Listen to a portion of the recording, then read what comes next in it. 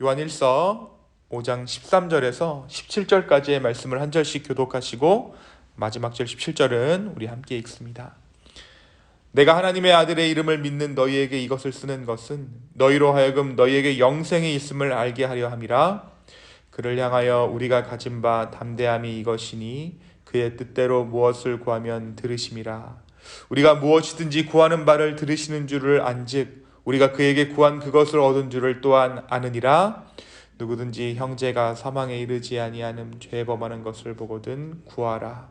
그러면 사망에 이르지 아니하는 범죄들을 위하여 그에게 생명을 주시리라.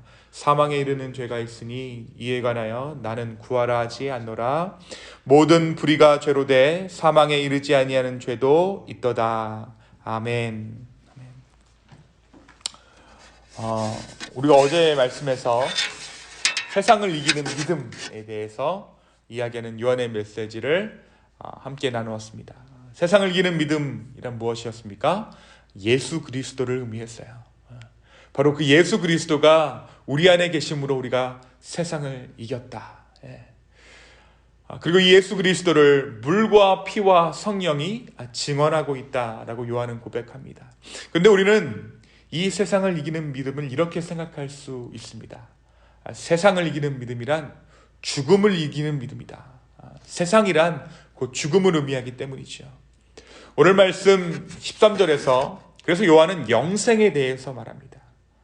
세상을 이기는 믿음이 있는 자들은 다름 아닌 영생을 삶을 살아간다라는 것이에요.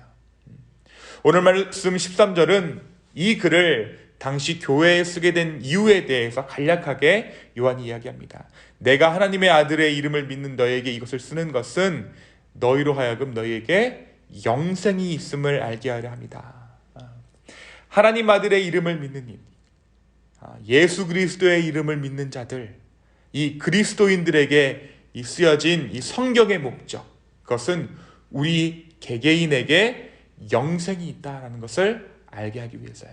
영원한 생명이 우리에게 있다. 근데 우리가 이 영생을 오해합니다. 영원히 사는 것으로 오해해요.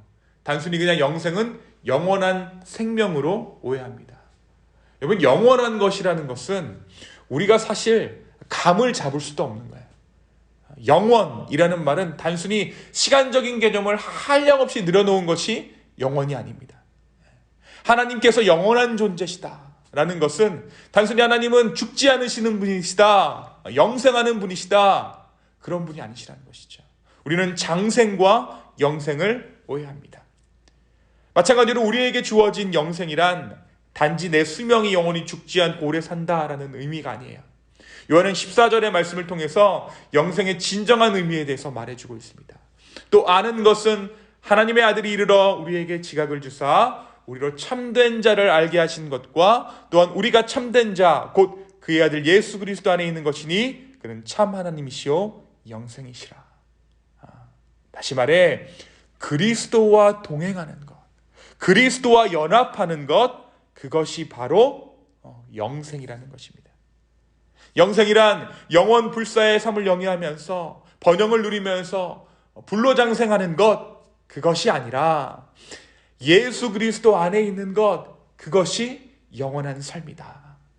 영혼의 근원이며 영혼 속에 계신 전능한 하나님 아버지와 연합하는 것, 그것이 바로 영생의 삶입니다.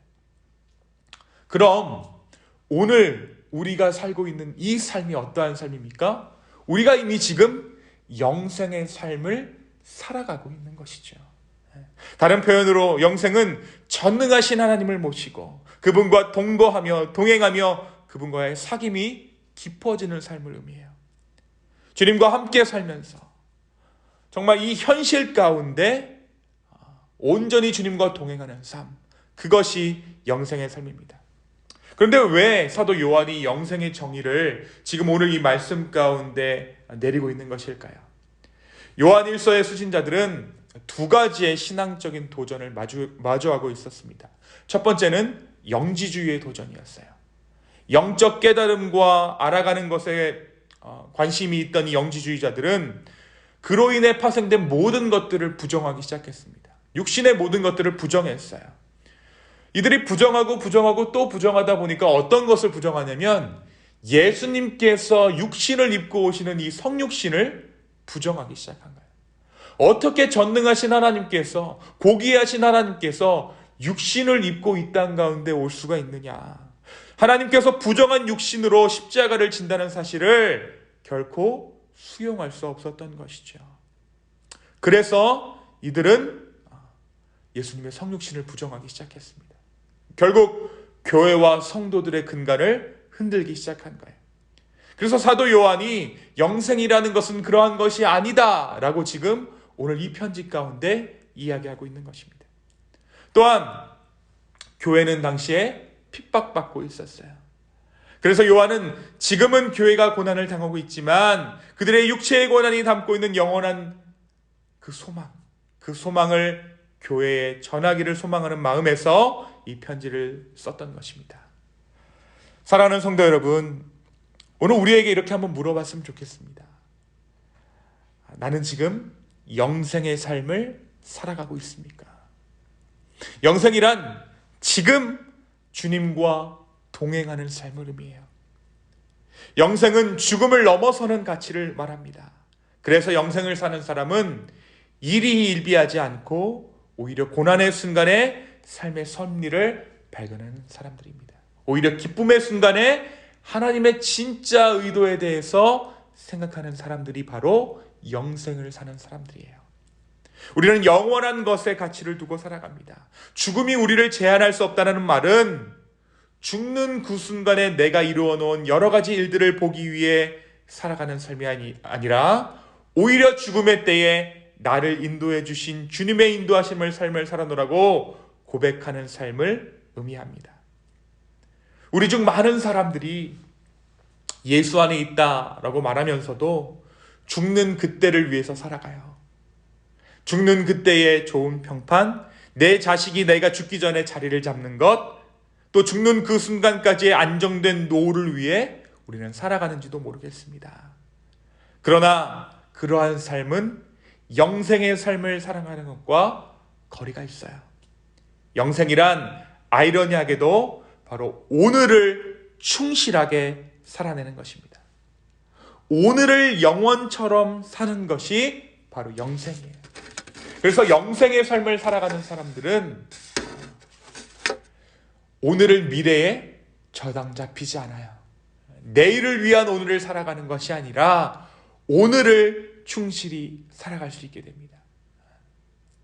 오늘 이 아침에 드리는 기도가 진정한 영생을 우리 가운데 허락하심을 감사하는 그러한 기도 되기를 예수님의 이름으로 축원합니다. 크리스천의 능력은 예수님께서 다시 오실 그날을 꿈꾸면서 살지만, 다시 말해 예수님께서 다시 오시는 그날, 그 내일을 바라보며 살지만 결코 오늘을 미래를 위해 희생시키는 삶이 아닙니다. 미래를 위해 저당 잡힌 오늘을 사는 것이 아니라 하나님과 동행하는 오늘을 통해 주님 오실 그날을 준비하는 자들입니다.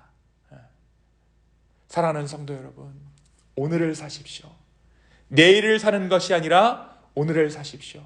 바로 예수 그리스도께서, 우리 가운데 오신 그 예수 그리스도께서 우리로 하여금 오늘을 살게 하셨습니다. 이 영생의 삶, 오늘 가운데 숨어있는 영생의 삶을 발견할 수 있는 저 여러분의 오늘 되기를 예수님의 이름으로 축원합니다. 이 시간 함께 기도하겠습니다. 주님, 우리 간의 영생의 삶을 허락하여 주심에 감사합니다.